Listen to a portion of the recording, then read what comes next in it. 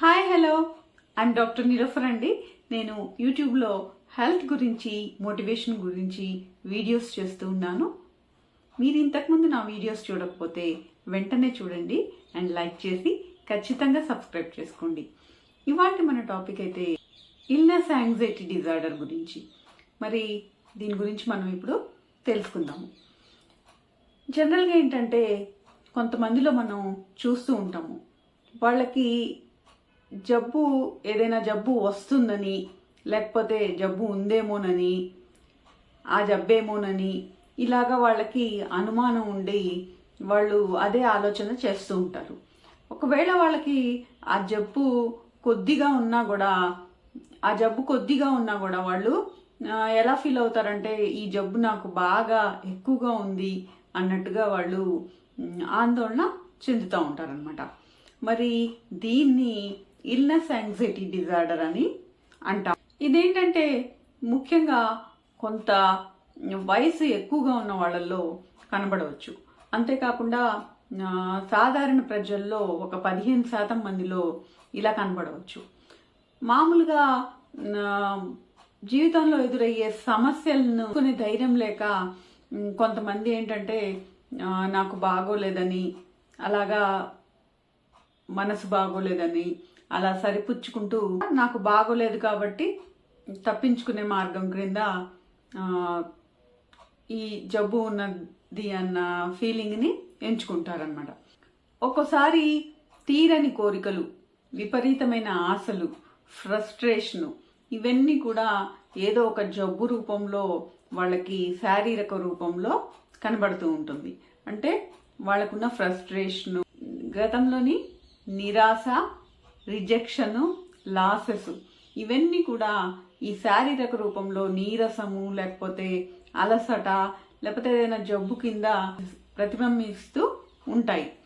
మరి కొంతమంది ఏం చేస్తారంటే వాళ్ళలో ఉన్న గిల్టీనెస్ని, తర్వాత లో సెల్ఫ్ ఎస్టీమ్ని, అపనమ్మకాన్ని, వీటన్నిటిని కూడా ఏదో ఒక కప్పిపుచ్చుకోవడానికి వాళ్ళు శారీరకంగా బాగోలేదని కానీ, మానసికంగా బాగోలేదని కానీ ఫీల్ అవుతూ ఉంటారు. అంతేకాకుండా వాళ్ళకి ఏదో జబ్బు ఉన్నట్లు ఆందోళన చెందుతూ ఉంటారు, ఎక్కువగా ఆలోచన చేస్తూ ఉంటారు. కొంతమంది అయితే తాము చేసిన కర్మలకు ఈ ఫలితం అనుభవిస్తున్నాము అని కూడా అనుకుంటా ఉంటారు.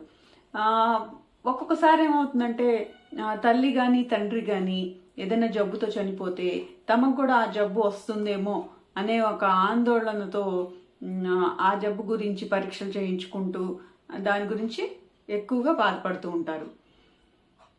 అయితే ఈ జబ్బు ఉందని గుర్తించడం ఎలాగంటే వీళ్ళు తక్కువగా వాళ్ళకి ఒకవేళ ఏదైనా జబ్బు ఉన్నా ఆ తక్కువ జబ్బుని భూతద్దంలో చూస్తూ ఉంటారు.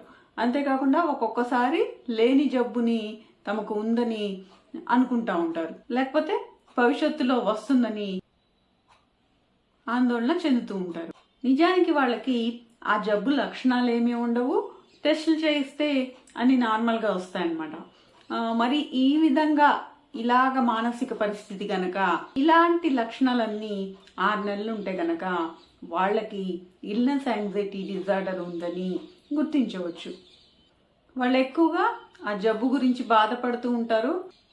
దానివల్ల వాళ్ళకి పనుల్లో అవరోధాలు రావటము, తర్వాత వాళ్ళు ఎక్కువగా డాక్టర్లను సంప్రదించటము చేస్తూ ఉంటారు. డాక్టర్లు వాళ్ళకి ఏం లేదని చెప్పినా కూడా ఇంటర్నెట్లో సెర్చ్ చేయటము, ఆ జబ్బు ఇంకా ఉందనే అనుమానం వేడకుండా ఉండటము ఇలా చేస్తూ ఉంటారు. డాక్టర్లు ప్రమాదకరం కాదు అని చెప్పినా కూడా వాళ్ళు దాని గురించి ఆందోళన చెందుతూ ఉంటారనమాట. అయితే ఈ జబ్బుని ఒక వేరే రకం సొమటోఫార్మ్ డిజార్డర్ అని ఉంటుంది.